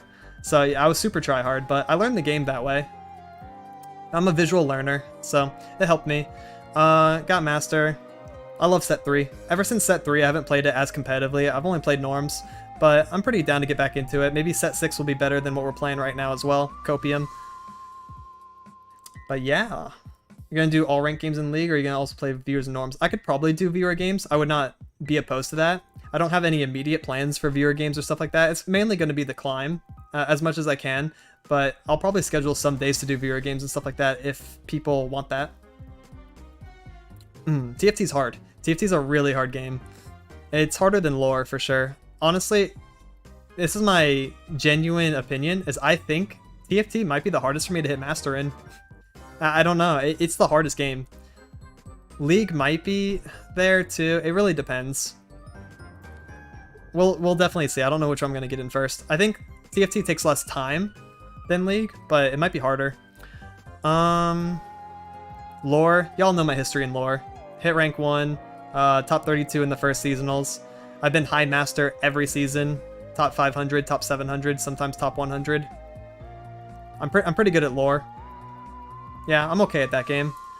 It's really fun. I like card games. Grew up playing Yu-Gi-Oh. Hearthstone was fun. I say that begrudgingly. Hearthstone was fun. Kappa. One of you want to cross server? No, not in lore. No, I don't think you can cross server in anything. Riot doesn't like cross server playing. Okay, so my next goal. Sorry, I guess that was pretty winded for my first goal, but I needed to give a brief history of the Riot games and why I think I'm qualified to actually hit Master. I'm not just saying it like, oh, I'm like hard stuck Plat 5 player, but I want to get Master in all these games, come watch me. No, it's something I can do. It's just gonna be hard as hell. So my next thing, learn to play Valorant. I drew a little gun. It's not a very good gun, but it's a passionate gun nonetheless. I was very happy with it. Valorant's interesting. So people asked me a year ago if I'm going to play Valorant. I said no, but my opinion has changed, mainly because of my setup. So I was playing Valorant, okay, on a laptop with Minecraft graphics, with a wireless mouse, with mouse acceleration, okay? I wasn't even playing Valorant. And to top it all off, the icing on the cake, I played Viper. I hard one-tricked Viper pre-buffs. Okay, does anyone remember beta or like day 1 Viper? I believe, looking back at it, that should have been a reportable offense. I think I should have been banned from playing Valorant, honestly, for one-tricking Viper back then. She was useless. She, on everyone's tier list, she was like D- F tier. Literally the only useless character in the game. And I hard mained her, so yeah, I wasn't really even playing Valorant. I played it for a month or two, I learned the fundamentals. I got to silver. I believe I was playing at gold level though. I was like high silver, if I'm remembering correctly. I was very average. I was a very average player, but it's something that I can learn, something I can get good at. I recently played it again for the first time on my PC setup, not my Minecraft setup. I did pretty well. I think it's something that I can do, and I think I'd have fun with it, because I really like the strategy behind Valorant. I just don't like the abilities all that much. Okay, small rant. I'll say the one problem I have with Valorant. Okay, let me get it off my chest. The amount of fair gunfights in that game are very low, because at any situation, any 1v1 scenario, the skill is being offset by someone using an ability. That's just true. I'm sorry, that's the nature of the game though, and I understand that. I understand that's the whole point of the game. But it's like, sometimes I feel cheated. Sometimes I feel cheesed. And that's even when I win the gunfight, I feel cheated or cheesed. I don't like how much the abilities offset 1v1s and like skill expressive fights, but I know you need it because someone's holding an angle, you need to be able to push. I understand all of the intricacies of why it needs to happen, I just don't like it. That's all there is to it. Is there a game where you aren't good at? Valorant. I'm average. There we go. That's why I want to learn it. And it's something that, you know, if I pick it up on Saturday streams, which I'll talk about when I get to my schedule, I think you know, hitting Radiant or hitting Immortal, no, which one's the lower one? Whatever's past Diamond, I think I'll try. I'll try it if things are going good and I'm learning the game. Yeah, true, Lori. I've heard that. My next goal, play new Riot games. So the fighting game when it comes out, I'm super excited for. I love fighting games. Played Skullgirls. Played Dragon Ball FighterZ. Grew up playing Smash. Even though that's a 2D fighter, I know it's different, but like 2D platform. I love them all. I've played Soul Calibur. Fighting games are just good. Yeah, I learned Skullgirls, so I'm pretty sure I can learn anything. I had like 2 nasty B&Bs in Skullgirls, and I hard one-tricked those. But the fighting game, pretty excited for. I don't know who I'm going to main yet. We've only seen very limited gameplay of it. Katarina looked pretty sick with her Shunpo teleporting around. Darius had an anti-air command grab, didn't he? That looked kind of good. That looked kind of interesting. Oh, I dabbled in double. I dabbled. I can tell you my team. I played... It's kind of cringe. I played Peacock, but I also played Misfortune. All in and all out. Misfortune was my lead, so I would do B&Bs with her and whittle the opponent, and then when they killed Misfortune... Also, their supports kind of work together. Their assists work pretty good with each other. I'd play Peacock and then just play Keep Away. I knew all the rotations for the bombs. I knew how to get away. I knew a couple B&Bs for Peacock to get people off me. Good-ass game. Skullgirls is really fun. So the MMO, I'm pretty down to play the League MMO as well. Pretty excited for that. Can't wait to see more information. Etc. The single-player RPGs. We were supposed to get one about Viego and about Ruination. I don't know what happened there. The Shadow Isles theme one just kind of fell through. The game just never came out. I'm going to play that. And other single-player RPGs. I like turn-based games. As you saw with Paper Mario being my favorite game of all time. And Pokemon. Yeah, I'm definitely going to play those. Another goal is I want to continue creating cozy and chill environments. So I want to be a good stream to have on in the background. I think I already do that. People are like, yo, I like your vibe, I like your music, I like your voice, I like just listening to some gameplay. I want to continue providing. I want to continue doing that. I don't ever plan to be like toxic rage gamer. I'll probably rage by playing League. That's like an auto include. You're pretty much signing up to rage at League, so maybe that'll happen, but I'm going to try to just stay chill, give good insight on how to play games. I've always had a focus on educational content. I want to continue providing that. I hate MMO. Some people hate... Okay, MMOs are not for everyone. I haven't really gotten into a full MMO all the way through. The most one I play is Dragon Nest, and it was a super good casual MMO. But yeah, I'm pretty excited to learn it, if it's fun. Another goal, I want to collab with others, other VTubers and other streamers. I think I'm really easy to get along with. I'm really easy to bounce ideas off of. I enjoy playing with like 1 or 2 other people. I could probably do fine in like a party environment. I think I would add pretty good content, so I'm pretty excited to do, you know, any collab. I love... That's the thing is, I not only love VTubers and streamers, but I look up to them. Like, I don't know if it's idol culture or if it's like celebrity culture, but I think of high viewer streamers as like celebrities. I'm like, wow, that person's really cool. As just someone I respect is, I think, the word I'm looking for. I put a lot of respect on streamers because I think it's pretty hard to do. It's pretty hard to be in the public eye in the way that people are, so I respect them a lot. I want to qualify for Twitch Rivals. That's my last goal. I think that'd be really cool. That's like one of my end goals. If I'm able to qualify for Twitch Rivals and play with like a team, oh, that'd be so fun. I'm really good. I'm really suited to do any Twitch Rivals since I've hit Master Tier in all the Riot games. I can get carried in Valorant just fine. I'll play Sage. I'll do whatever. Yeah, I'd be a good teammate. I'm really receptive to criticism. I'm really easygoing.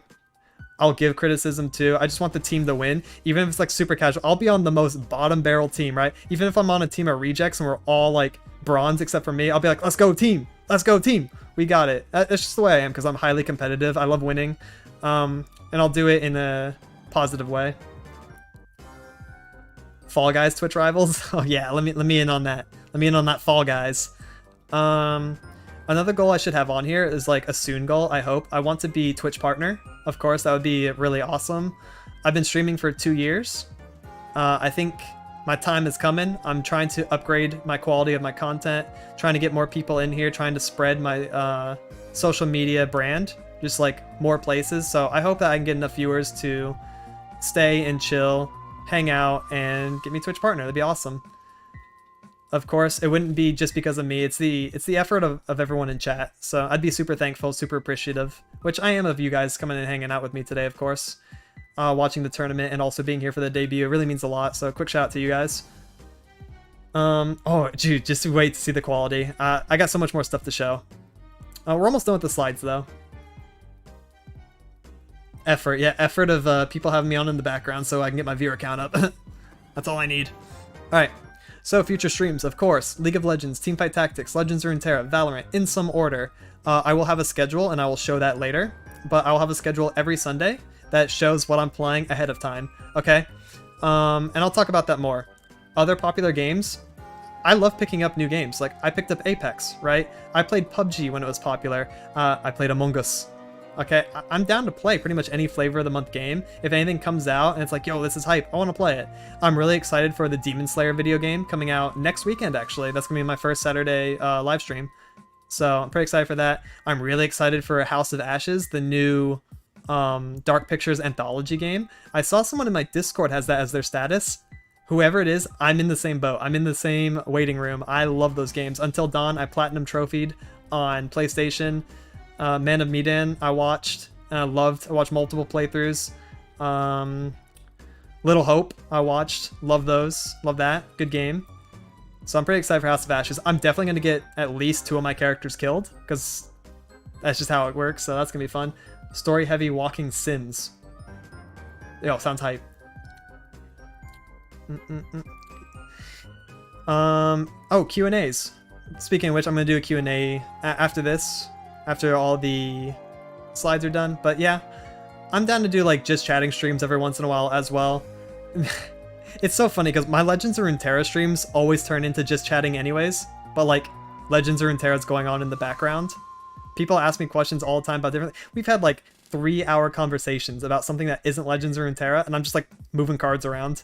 So it basically be the same kind of streams, just chatting, just talking. I'm pretty relatable, so I like talking to chat about a bunch of different things. There we go. Reacting.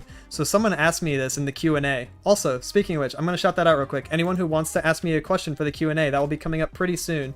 Feel free to join the Discord, and if you have a question, can be something simple, can be something interesting, insane. I don't know, just scroll through, see if it's been asked before. You can drop a question. I'll try to get to it, try to answer it. Definitely hit that up. I'll probably link it again when I do the Q&A, so got some time. Reacting, I'll probably talk about later, so I'm going to add that later on. Watching live events like E3 and Game Awards. I want to do that. I really love watching streamers react to E3 and Game Awards, but I always feel like they don't know all the games. I feel like there's so much less hype, right? I'll be watching XQC and he's like, oh, that's a cool game. I'm like, bro, I grew up with that game. It's getting a sequel. That's so fire. I'm popping off right now. And this guy is just looking at the screen. You know, no offense, but That's just how I am. Is I know like a lot of games. I grew up playing a lot of games. So when I see things being added, like, oh my god, I popped off when DMC5 was announced. I saw the van, I saw Capcom, I'm like, let's go, DMC5.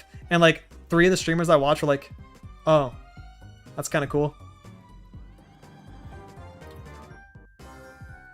Anyways. Yeah, so that's something I want to do. That's hype. I love live events. And reacting. Asset credits real quick. Want to shout out my amazing assets. And then I will also showcase them probably, yeah, when the slides are done before the Q&A. So my BG that you see behind me, the throne room, was done by Soanala on Fiverr. Very talented artist. Really good backdrops. Like, I don't know, their interior decorating on their paint tool, whatever it is they use, their tablet, crazy. Like, absolutely insanely talented artist. Love it. Super good. BGM, Uta Live, of course. Daryl joined earlier. Amazing BGM composer. I love everyone at Uta now. Like, they're just so crazy. They've worked on other VShojo members, like Project Melody. Here, I have this actually linked. Let's see. Neanners, Iron Mouse, Fruit, Silvervale, Yamachika, and Project Melody. A lot of people that I look up to. Also have their music done by Uta Live, so I'm like, oh my god, it's just such a high honor to be able to commission them and get this banger BGM that I've been listening to on repeat for the past hour and 40 minutes. Yeah, everyone has listened to it about the equal amount of time, so I hope it's not too annoying yet. Very, very amazing. Love it. Emotes by Nianix, who was in chat earlier. My emotes are super cute, super adorable. Love the theme, love the art style. She did a great job. Yeah, they're like my favorite. My scenes, I'll have to showcase my scenes. Well, you can see one of them, and you can see like chat behind the slides, but you'll see it when the slides are gone. He did my scenes. I have another one. I guess I can show it real quick. Let me go to this scene. So this scene is going to be used when I'm playing like a video or for my league client. I'm going to be down here in the bottom right corner. We got chat up there, and it's pretty nice. I think it looks clean, looks classy, so I'm pretty happy about that. Back to this. All right, thank you. Logo. My logo's at the top left here. My brand logo is really amazing, done by Fico. Absolutely love the work. I gave Fico like a paint image. It was like a castle and it said my name. I was like, here, do something like this. And that's what they gave me back. They're like, how's this? I was like, oh, I'm blown away. It's amazing. Chibi was done by Susia. My Chibi's really cute. You can see it in my stinger animation when I transition between some slides. The transition itself was done by Zarge. Oh my god. By the way, you guys probably don't know how much work was put into all of this. Look at how many names there are. Look how many things there are. I've been working on this, like on this branding, since June of this year, okay? I started in late May, and I was like talking to people and stuff as early as June of this year. So yeah, it's been a long time coming. It's been months and months and months of background work and prep. And these are all the people that have put in the work and made it all come together. So that's why there were a little thank you at the bottom. I love all the people I commissioned. I think everyone did a great job. And I am like beyond happy. Everyone just like, dude, first of all, okay, my illustrator and the person that did my rigging, I would say my model is industry quality. It is just as good, if not better, than a lot of models that I see. And I just can't believe it. I'm so thankful and so blessed that I found them. And that Tori, my art manager, was able to find them and help me through the entire process. It was so cool. So yeah, if you get into VTubing, highly recommend having an artist friend.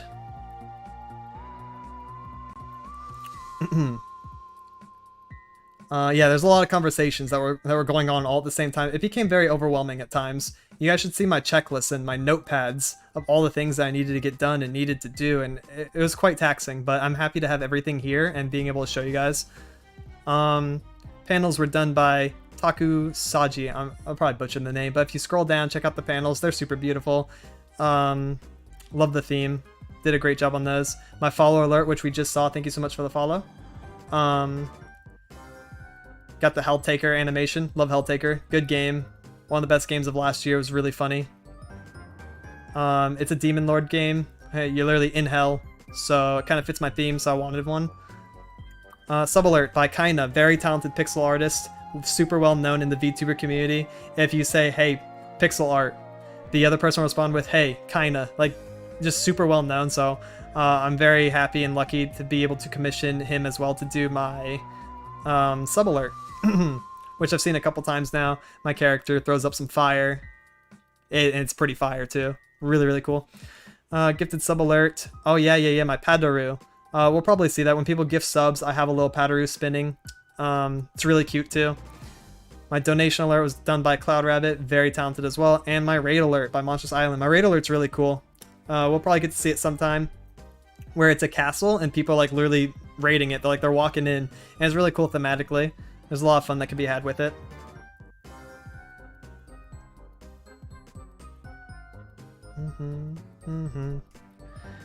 Okay, with that, check that out.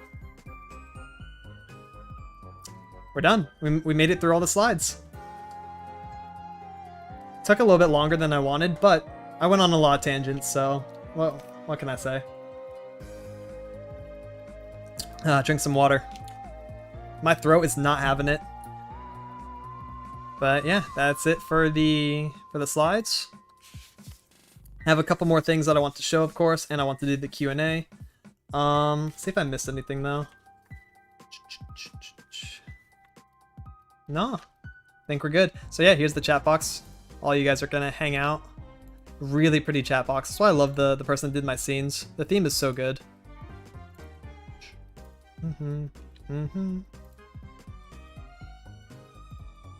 Alright.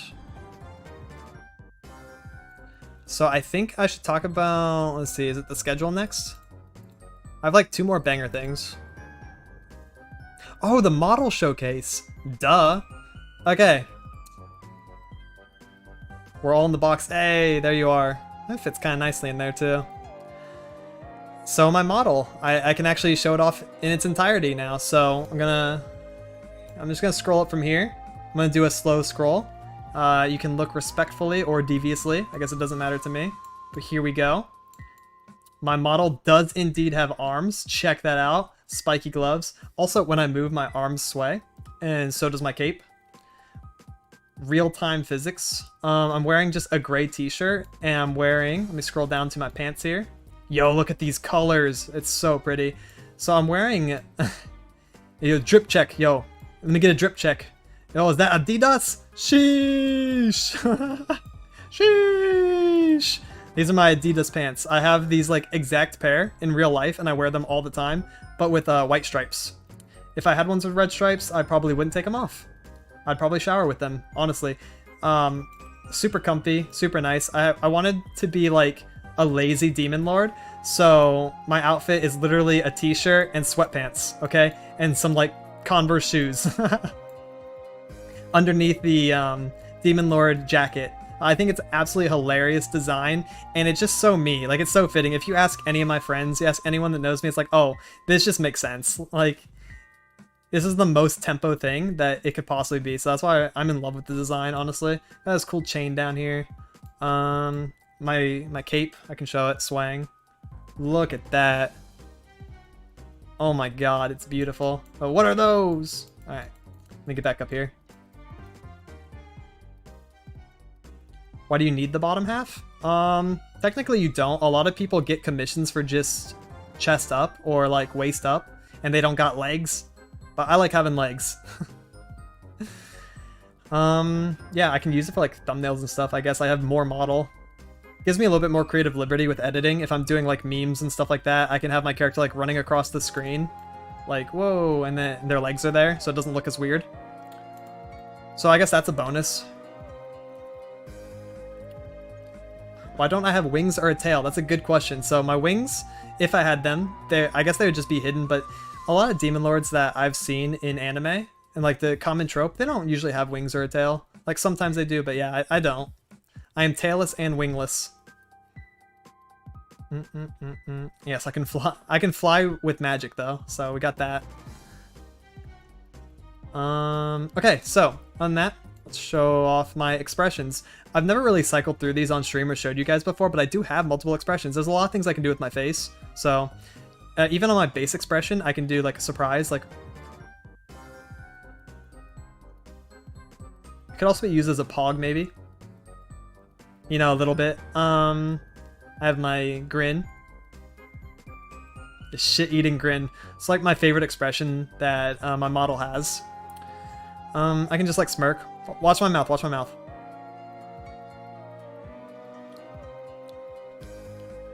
See, it does like a little grin. It's cute. Got this nice fang. I'm a sucker for Moe fangs, I believe this is called. So I wanted that to be incorporated into the design as well. What else can I do with base? Oh, I can wink. That is dangerous. I'm probably gonna have to force it, but I think my wink could be a what would you call it? Selling point for my character? That's just not balanced. That is a nasty wink, bro. That will definitely slay some souls. My eye tracking is very accurate. I can blink. I can do eyebrow stuff. I'm not really good at controlling my eyebrows, so that's reflected in the model. Other than that, I have multiple expressions, actually. I have this evil grin, where I just look psychotic. It's the yandere grin. After that, I have angry.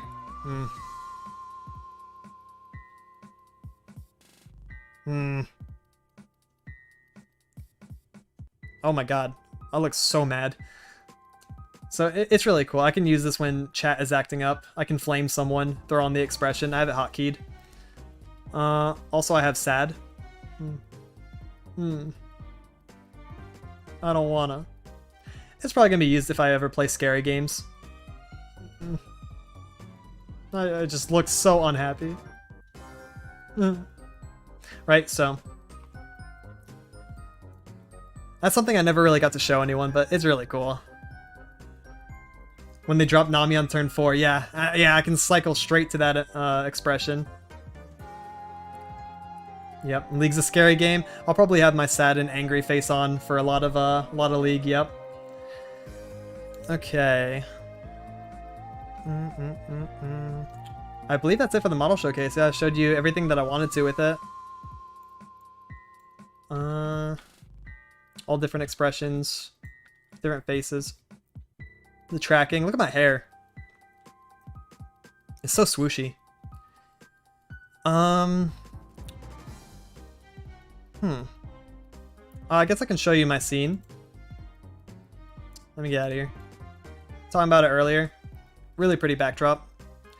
So canonically, the way my character works is that he was given this Demon Lord throne, right? But he's like, this doesn't really look tempo enough. It doesn't really look like me enough. So I put the chains in the background and the spike collars on the gargoyles to make it my Demon Lord throne. So it's still the same chair from the previous Demon Lord, but it's like, now it's my area. I own it.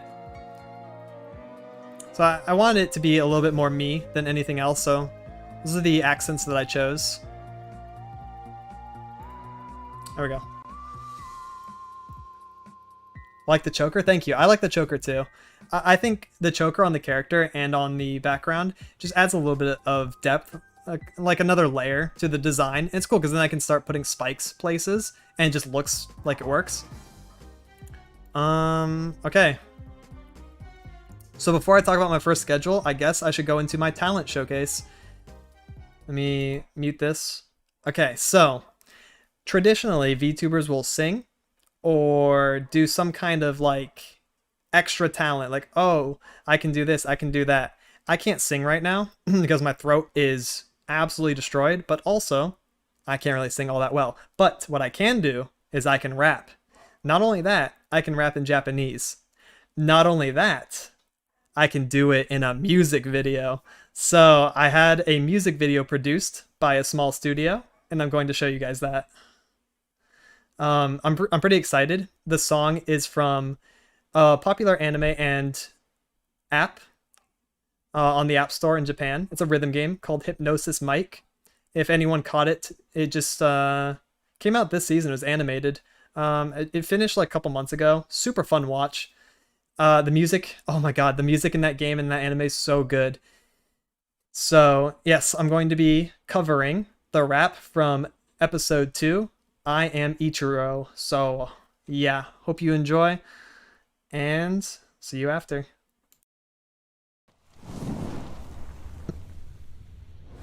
All right. What'd you think? What did ya think? See some jams. How much money did it cost for the art, music, and for the music video? A couple hundred. It was fire. Thank you. Wait, I appreciate it. So full disclaimer, that was also my first time ever dabbling in music production, like at all. It was a really interesting process. It was the first time I ever recorded vocals with the intent to like send them to someone and have them mixed, and then also send that to a music studio to have a music video. Like, it was interesting. I don't understand Japanese. Hey, neither do I. I just learned how to say it. I learned how to rap the Japanese lines, and then I just did it.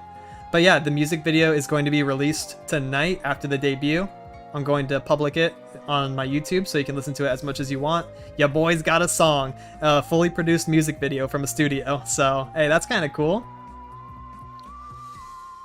Yeah, I can throw that as the intro for my stream too, for sure.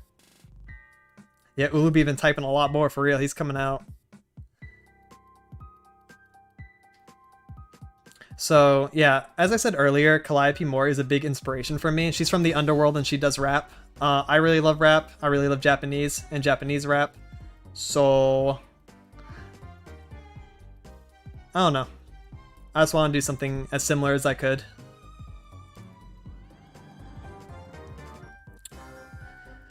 But yeah, it was actually kind of scuffed though. So I recorded the vocals with my streaming mic, okay, and with Streamlabs. I didn't use a mic with a mixer. I didn't use an audio recording software.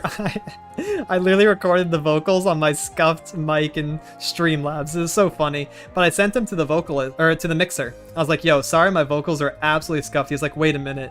Wait, no, this is good. This is so much better than like a lot of first timers into the field." I was like, "Oh, wait, that means a lot. That's awesome."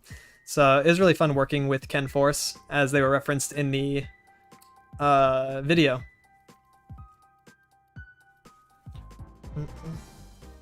But, you know, it's something new that I wanted to dabble in. I wanted to try. I think it's really important to broaden your horizons and try new things. It's something I always do. This goes with games, this goes with talents. I always want to give new things a try, learn how to do them, learn the intricacies, because I just like learning. That's like literally my favorite thing to do. That's why I play competitive games. I learn from the ground up. That's fun for me. I don't know why. Like the journey and the climb and the learning experience. So I learned a lot. I feel like there's a couple things I could definitely do better. So I'm going to incorporate that into future music endeavors if I do any more. So the quality will only go up, which I'm super excited about because it was really fun. Admittedly, it was one of the most fun things I've done in recent history was get a song made. But yeah, I definitely think it's important to try new things and like broaden the skill set. So I'm happy I did it. You're making fire. Yeah, for real. Callie rap cover? Hey, that could be. I definitely want to cover one of Callie's songs. I'm not going to say which one it is. Okay, two actually. I want to cover two. Yo, let's go! Thank you so much, Taco. For stop. Oh, look at the Pataroo. It works. Thank you so much for the 10 gifted subs to my homies. And thank you for stopping by, coming and checking it out. Banger song, banger debut. Want to come out for lurking. Aw. Appreciate it, man. That means a lot. I'm not getting emotional. It's my throat. Much love, Ben. For those of you who don't know, Taco is one of my favorite streamers of all time, too. I've been following Taco since his bromance with Yamikaze on Twitter. Back in, like, what, 2018 that was?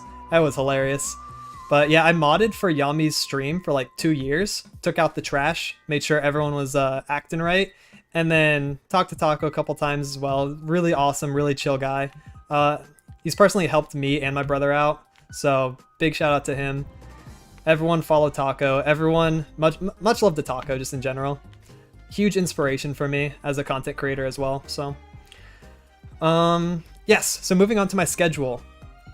This is super important. Ta-da! Oh. Whoops. We're not doing the slides again.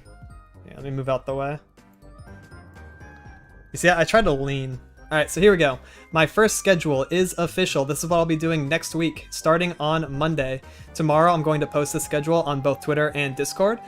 And, yeah, playing League on Monday. The climb begins in each of the games.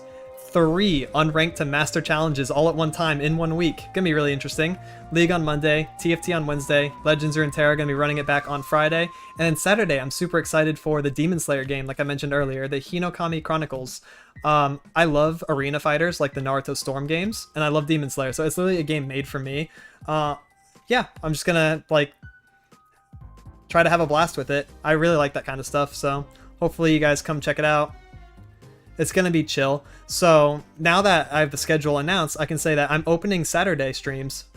Up until now, I've only been streaming Monday, Wednesday, Friday, but I'm also opening Saturday to variety content, which will be any of the things that I mentioned before in the slide about my future streams and goals and stuff. Yep. So this week will be Demon Slayer. Week after that, I'll spoil it earlier, will be House of Ashes, Dark Anthology. Yeah, it is crazy. Dude, we live in such a small world, I swear. Also, thank you for the follow. I could drown in your eyes. How about mine? Yes, I'm using a new account on lore as well. I want to hit Master Tier all on the same account. That's my goal. If I can do it all at the same time as well, like probably next season when I have all my training arc completed and can get Master Tier in all the games, I want to be able to do it all at the same time on the same account. I think that'd be a really cool screenshot, wouldn't it be? It's like I pull up my profile, it's like boom, triple master. That's hype. That's what I live for. That's my motivation. So yeah, Saturday streams. For those of you who've been asking about variety stuff, playing other stuff, that's gonna be the time. So I'm really excited to bring that out as well. In the future, I probably want to go full-time on streaming, like Tuesday and Thursday. I'll open those up as well, which will make the climb easier. But huge but, actually. There's 2 problems. One is my vocal cords are very weak. As you can tell, I've only been streaming for like 6 hours today because I was playing the tourney and then playing this. My throat is like killing me right now. It's really hard. I have to like eat a cough drop after this and probably not talk all of tomorrow so that I can stream on Monday. So I kind of worry about my vocal cords moving forward if I am streaming 5 days a week. I need to do some kind of vocal training. I gotta stop being lazy. I gotta just do something so I can fix it because it's been a problem for like a year now, ever since I've been streaming like 5-6 hours a day. Oh, the second problem. What was the second problem? Hold on, I'm a forgetful demon lord. Man, what the fuck?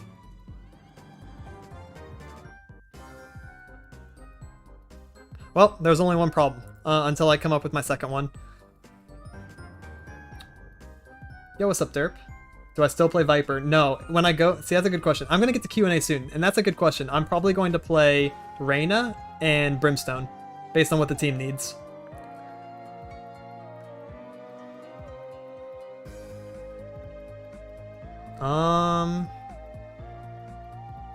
Okay, I am tunnel visioned on the second thing that I wanted to say. Hold on. The second problem with streaming 5 days a week. Oh, yeah. It'll hurt my ability to make YouTube videos because I want to make YouTube on my off days because I love YouTube. I love recording. I think the editing process is really fun when Vegas is working properly.